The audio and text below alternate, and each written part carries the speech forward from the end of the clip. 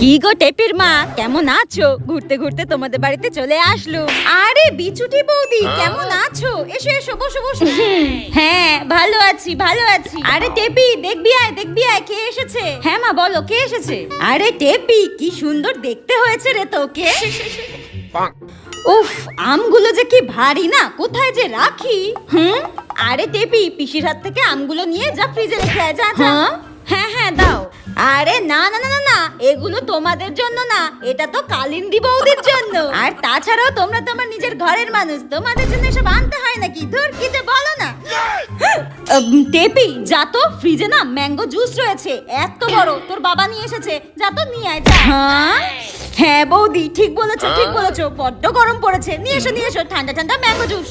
আরে ওটা তোমার জন্য না, আর তুমি তো আমাদের নিজেরই লোক, আর তাছাড়াও তুমি তো ওই কালিন্দী বৌদির বাড়িতে যাবে, তা ওখানেই তো খাবে নিশ্চয়ই। এটা তো আমি খাবো, প্রচন্ড গরম পড়েছে। টাটা পিসি।